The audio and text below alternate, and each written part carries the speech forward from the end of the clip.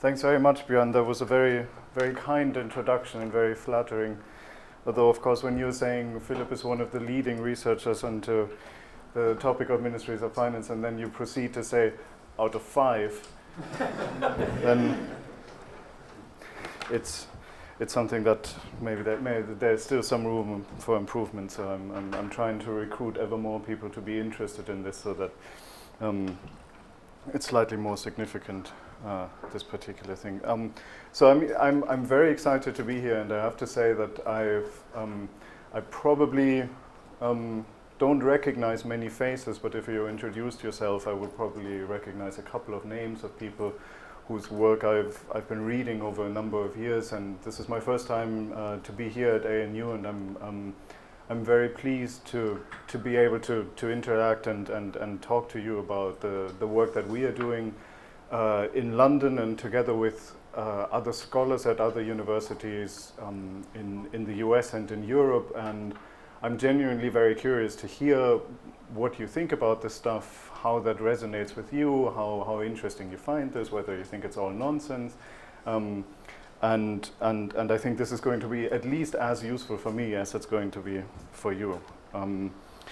So I'm also keenly aware of the fact that I'm speaking here in Australia, which is, of course, in an OECD context, one of the sort of leading budget reformers, and has been for the last 20 years or so. And there's a lot of talk in Paris about how Australia is organizing this and how budgeting is working in this particular area, what is happening here with accrual accounting, accrual budgeting, performance budgeting, this, that, and the other thing.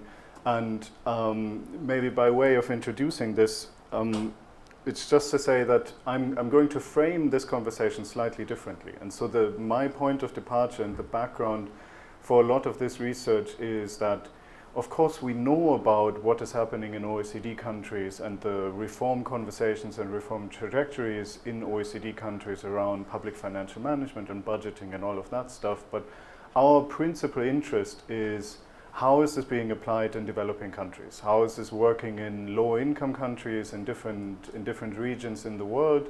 How are they perhaps learning from the examples that are being set by the OECD? How are they learning from the examples that are being set by other countries that are more peer-like, and so on and so forth? And so I'm going to rush through this relatively quickly, and I'm hoping essentially that in the course of the next 15 or whatever slides, there's going to be enough interesting stuff there so that we can have an interesting conversation afterwards. Probably won't be able to give sort of due consideration to everything that I'm trying to cover. It's mostly because I'm genuinely get quite excited about this stuff. So I'm going to do this in 3 steps. The first one is going to be to just set the scene a little bit about how public financial management reform is working and isn't working at the moment.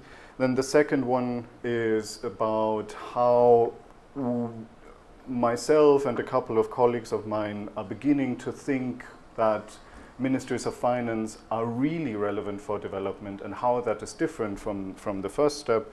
And then the third point is going to be a couple of pointers for future research and interesting avenues for investigation that we are already finding is making this substantially different from what we have at the moment. Okay, so let's start with the context. As you probably know, public financial management reform is something that's sort of reached a stage of sort of near ubiquity in public sector reform and public sector management. The figures that I have here are now about 5 years old. That's because of reporting cycles and stuff like that. If I had data for up to 2013, then that sort of relatively steady and dramatic increase over time would probably have continued. And so we're now operating in a context where, globally led by the big multilateral development organizations, but also bilaterals, including the former OSAID, through different modalities of technical assistance, investment lending, grants, and so on and so forth. there's probably not a developing country in the world that doesn't have some kind of public financial management reform project or process that is happening. And that ranges from countries like Afghanistan, where you have a solid spend in the range of $25 million plus a year, to a lot less in smaller countries. That obviously also scales with the size of the population. But it's a thing that is essentially happening everywhere. Now let's talk a little bit about the content. When we talk about public financial management, and note that I'm not talking about ministries of finance here, I'm talking about PFM as the development lingo calls for, and that maybe already tells you a little bit about how this is different. So I'm just picking out one particular element here, which is medium-term budgeting. This is a book. These figures are based on a book that the World Bank did and published, I think, last year or in 2012, where they put together a big data set for 25 years or 28 years actually, of which countries in the world have a medium-term budget of some kind. They define these different levels: a medium-term fiscal framework, which is basically just indicative numbers for the aggregate budget, and a medium-term budget framework, which they define as having ceilings broken down by sectors, and then a medium-term performance framework, where those things are then linked to performance indicators or whatever. And what you find here is that in 1990, this was a strange and rare thing in mostly OECD countries, where some places were doing it. There were some that were more advanced. There were obviously actually places like Australia, which had been doing a lot of work in this, but also, for instance, Denmark. It was certainly not a developing country phenomenon. And if you fast forward, actually I'm just realizing that my math skills apparently are very poor. I'm obviously talking about an 18-year stretch here, not 28 years. So if you fast forward by roughly 2 decades, how is that? You find that you have these medium-term expenditure frameworks pretty much the world over. It doesn't matter anymore whether you're low income, middle income, high income, whether you're OECD, whether you're presidential, parliamentary, French colonial, Portuguese colonial, British colonial, whatever it is across the board.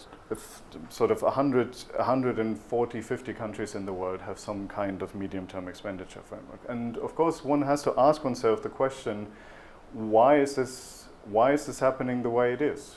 Is it because our medium-term expenditure frameworks like desktop computers say? Once you've invented it, it essentially works everywhere. It increases productivity for everyone. It's a sort of genuine innovation that once you start using it, your public sector is going to work better. Or is there something else going on here? And I think what we're increasingly finding, what the evidence from different countries is beginning to show us, is that it's actually something else that is likely going on.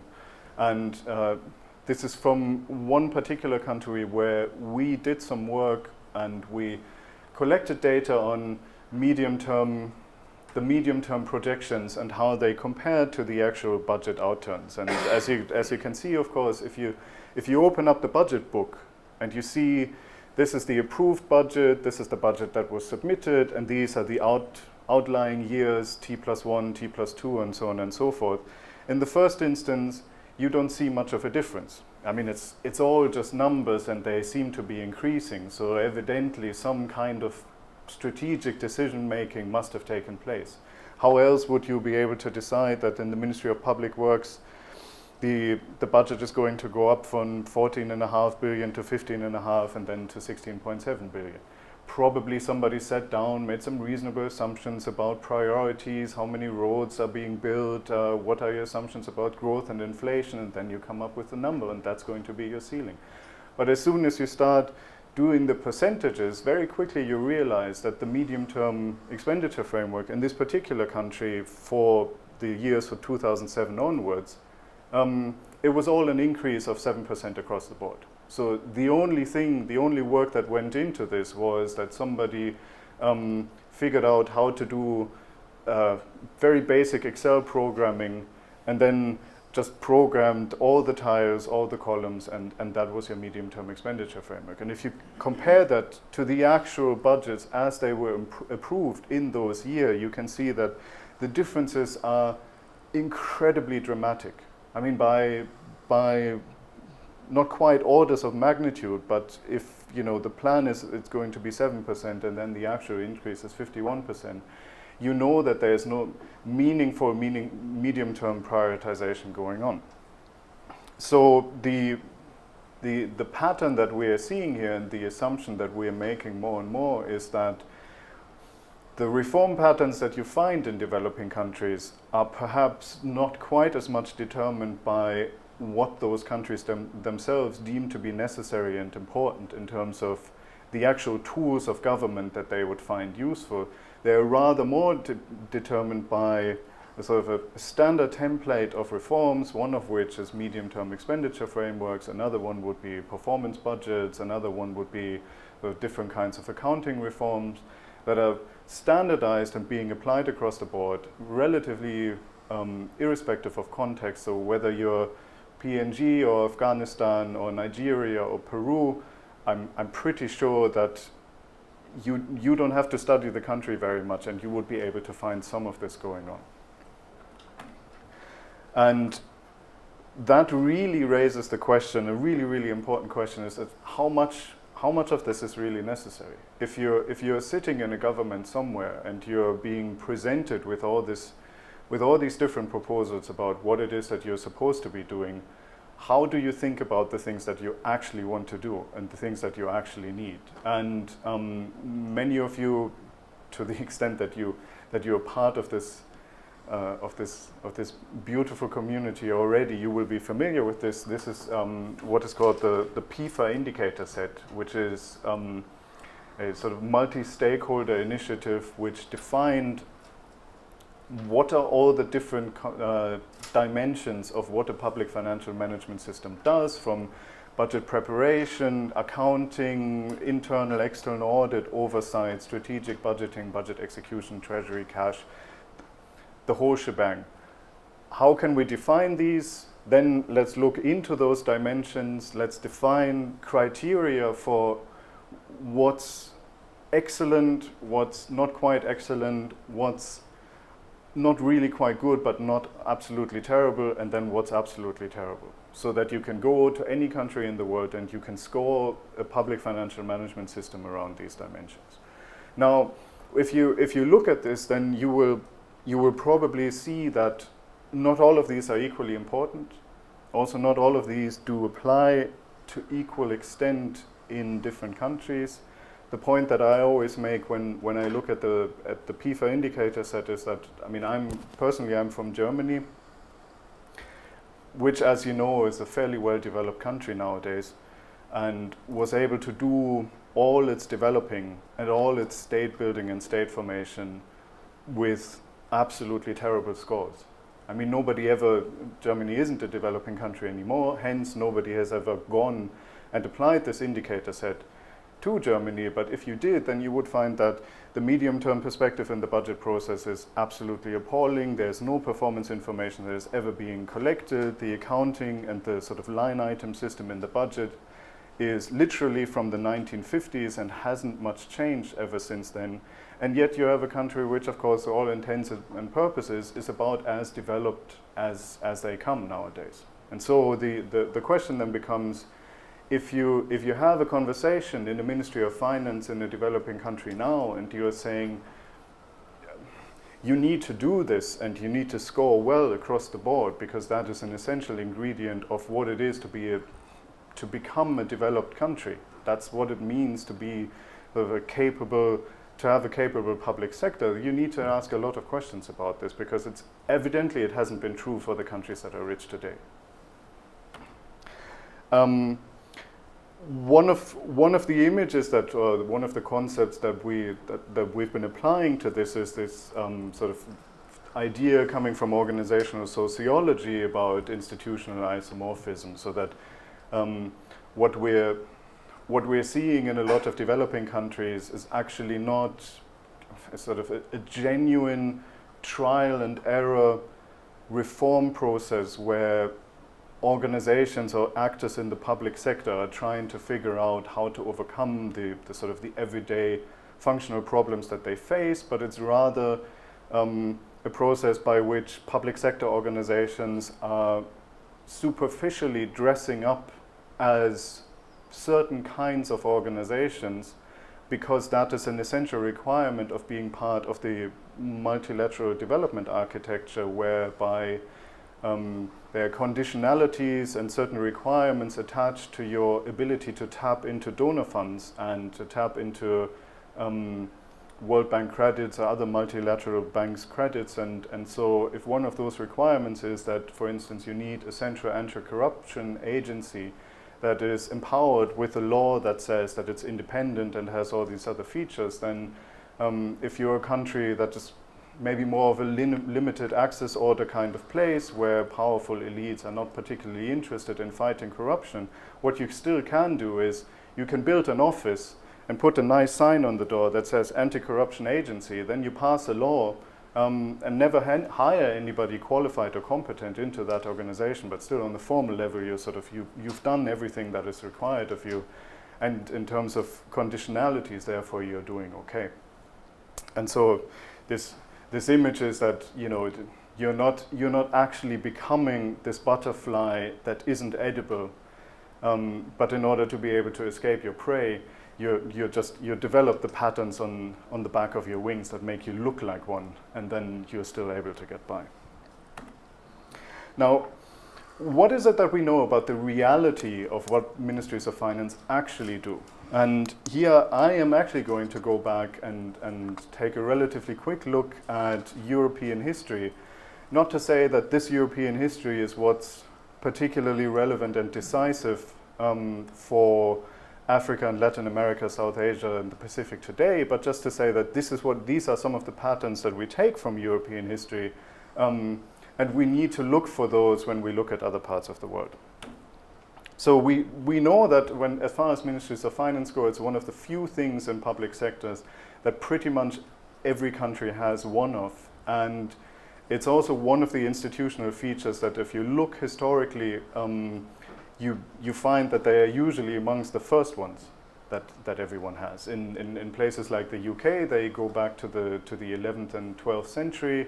In countries like Japan, for instance, the institutional predecessors of today's Ministry of Finance are roughly also 800-900 years old, and so they've just been around for a very, very long time. It's also important to say that everybody seems to have one. I think in the OECD, Australia and Canada are actually the only two countries that have split ministries of finance. It's slightly more common in developing countries, but there's also a very, very strong trend towards centralization. And we know a little bit about the theories behind why this is a relatively functional thing to have, and it's all about the common pool resource problem in budgeting. Some of you may have read about this. And so as opposed to other things that maybe a public sector can do without, as soon as you have this institutional agglomeration of sort of people and relationships that you call a modern state, pretty fast you develop the need to have a Ministry of Finance there that somehow makes sure that money goes from one place to another, and that revenues are being collected on one side by force or persuasion, and on the other side they're being expended for different kinds of purposes. Now what's not necessarily sort of inherent in the function of a Ministry of Finance is what it is being spent on.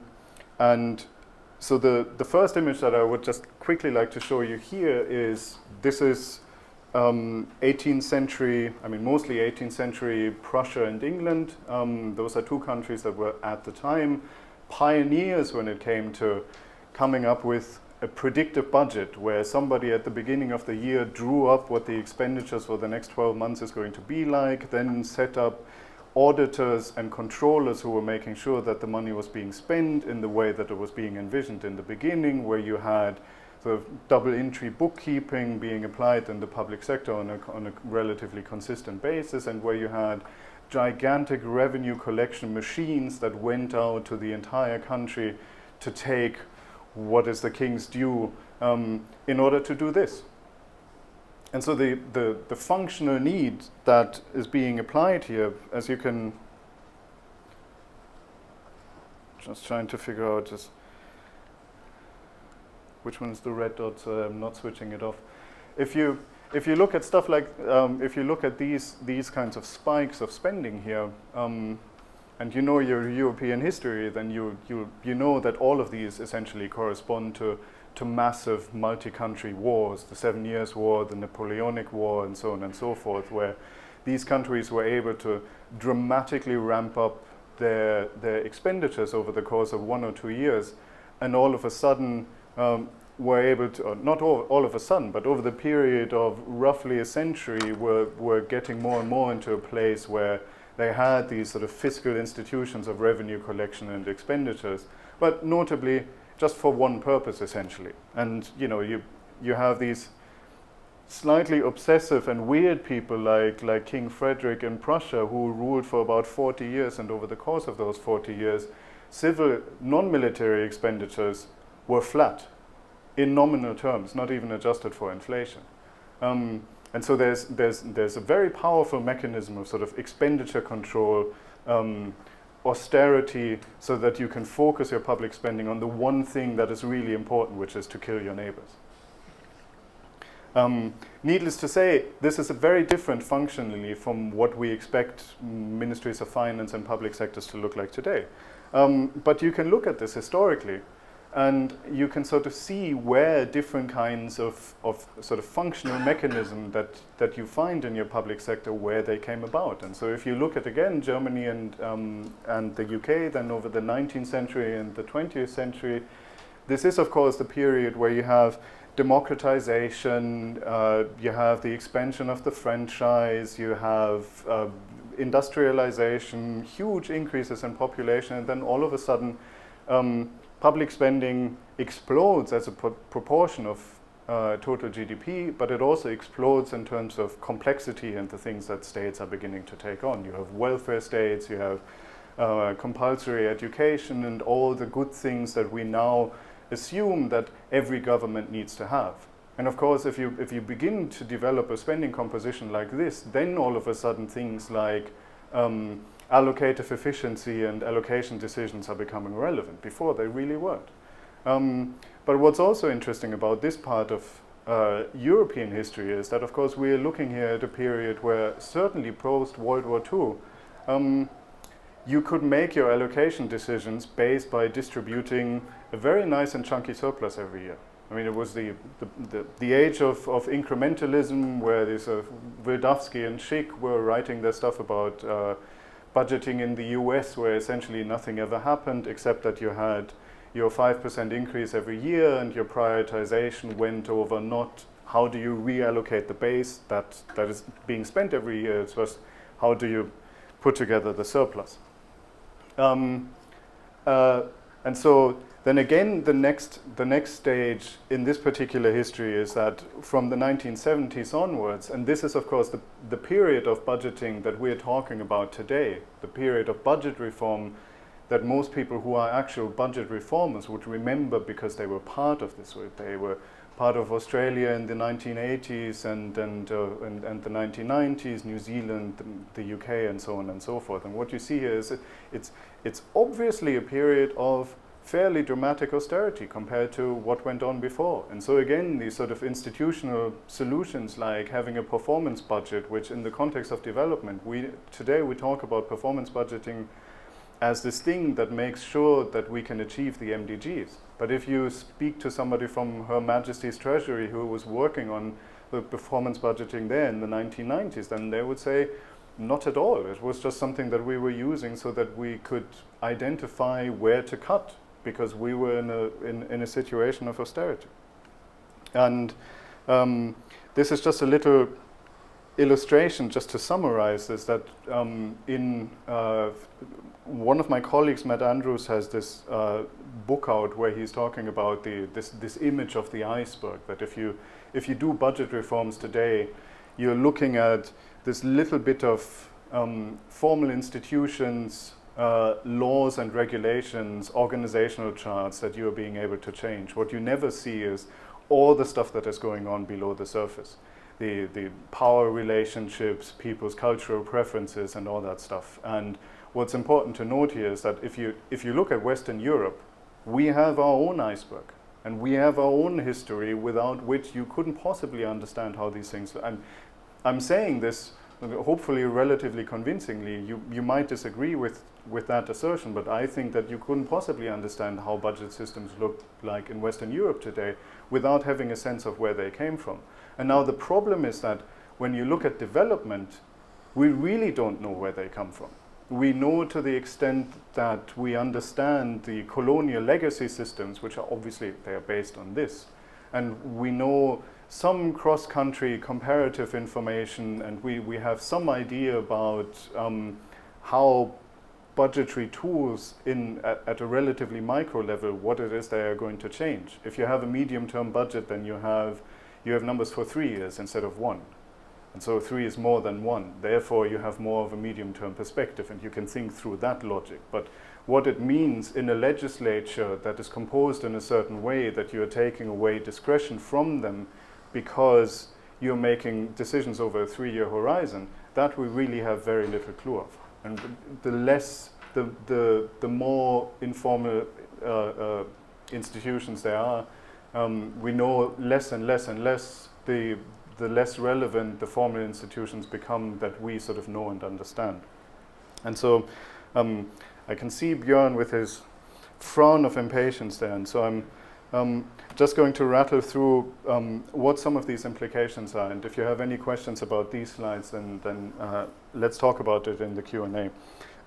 Just to mention a few ways in which I think this is going to be sort of a very different kind of way of engaging with governments who are the people who are in charge of ministries like the Ministry of Finance, and engage with them basically by asking them the question, what is it that you really want? What are some of the problems that you are trying to fix in your shop? What are the things that you really care about?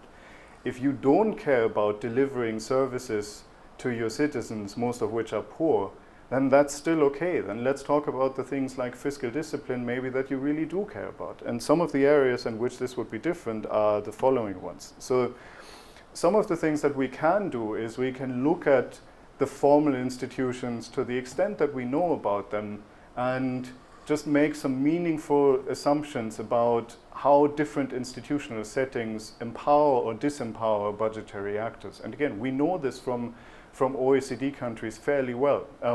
This is just a comparison of how powerful legislatures are in the budget process and how powerful executives, which is to say ministries of finance, are in the budget process. And some of these are pretty strong preconditions for certain budgetary tools like performance budgeting, for instance, or where they are being located in the scheme of government. You can see, for instance, that you have the US way up there on the one end of the extreme, where the Office of Management and Budget in the President's office is essentially totally powerless when it comes to budgetary decisions, and the Congress, which is the legislature, decides totally everything. And then you have countries like sort of the traditional Westminster ones, but also strong presidential countries like South Korea and Chile, which are on the other end of the extreme. If you try something that works in Chile, where you can go to the Ministry of Finance and say, if it works in the budget office, it'll happen. Inevitably, it'll happen, because the legislature has no say in budgetary decisions whatsoever. They are just completely powerless. And so if the budget director decides this is what it's going to be, then that's what it's going to be. If the head of OMB decides that this is what it's going to be, then people in Congress are just going to laugh at them. And therefore, if you give the OMB in the US, for instance, the authority to make performance-based budget decisions, that's a nice thing to do. But you need to be aware of the fact that it doesn't really do anything in terms of actual allocations, because they are not the ones who do the allocating. And this is, of course, very, very relevant once you go to different kinds of political systems in developing countries where the balance of power between the legislature and the executive can be very, very different. Another area is administrative culture, what the reform preferences are, but also what the pressures are that are being put on different kinds of public sector organizations. And I'm not going to go over all of this. I'd be happy to in the Q&A, but let's just say that if you compare Germany and the UK, and one of the things that you find is that, again, UK, lots of reform, Germany, no reforms whatsoever. They're both relatively powerful, but in very different ways. UK, lots of new public management type stuff. In Germany, at the federal level, next to nothing. In the UK, very volatile budget cycles, where you have frequent years where you have dramatic periods of austerity, where you need to make lots of adjustments, whereas the sort of the budgetary deficit patterns in Germany are relatively timid. So people in the Ministry, I mean, I'm speaking colloquially here, of course, but people in the Ministry of Finance just don't freak out quite as often. That might have something to do with the fact that most people in the senior civil service in Germany are lawyers. And so they're very well aware of all the things that you can't do when it comes to changing your budget system, whereas most people in the senior civil service in the UK are generalists and economists. And there are also far fewer legal restrictions. And I mean, I'm not saying anything particularly deterministic here. I'm just saying that if you wanted to know more about this in the countries that you are interested in, you could go and find out. It would be more difficult than it would be for Germany and the UK, where there's reams of public administration literature and you can find lots of interesting stuff, but you could go and look. There are other issues like fragmentation of ministries and fragmentation of public finance function, where again we know a fair bit about this for OECD countries. We know very little about it in developing countries, and we know even less about how much of a problem this really is. But you can look at countries. I mean, this is just a comparison that we did of the different things that the Ministry of Finance can do in Uganda. How much of that is actually done by the Ministry of Finance itself, as opposed to the Planning Commission, the Central Bank, the Ministry of the Economy, all sorts of other places. And you find that in Uganda, which again is one of the sort of star performers in public financial management in Africa, it's a very, very centralized place. If you look at Nepal, which is a fairly poor performer in terms of PFM reform, but actually a fairly good reformer in terms of development outcomes, it's very fragmented. We don't know really how much of that might be really crucial for sort of development outcomes, how much of that might be crucial for fiscal discipline. In OECD countries, we tend to think that the more centralization, the better. But what that means for development, we're not really sure about. There's also a lot of work that we could still do about different definitions of capacity and capability, and this is a lot of this is based on the work that Björn has done in years past, where of course there is a really important distinction between just how much stuff you have as a ministry, how many people work in your organization, are they well trained, do they have postgraduate degrees in the right discipline, do you have computers, offices, internet and all that stuff, the sort of the sheer capacity as compared to your actual capability to get stuff done. And then when you think about getting stuff done, how can you break that down into different kinds of dimensions? Because you could have an organization that is fantastically good at analyzing and processing information, coming up with really good advice, and then just being comprehensively ignored because they don't have the capacity to really liaise and interact with other parts of the public sector. And then finally, I already mentioned this about the sort of what we know about different career paths, different educational backgrounds of people who work in finance ministries, where again, it's even fairly understudied in OECD countries. We have very, very little information about this for developing countries. Actually, one of the sort of side notes to that dramatic increase in interest and investment in public financial management reform by multilateral agencies is if you compared that increase with a corresponding bar for civil service reform, it would probably be that's where all the money was sort of being freed up to be invested into public financial management, because we really don't talk about civil service reform nearly as much as people used to in the 1990s, mostly because these reforms have just a very poor record at ever working out. But that interface between civil service and career and managerial concerns and public financial management concerns is something which we in the field just don't pay a lot of attention to. These are some references if you're interested. And with that, I thank you very much. And I'm sorry if I went over, hopefully not by too much. Thank you.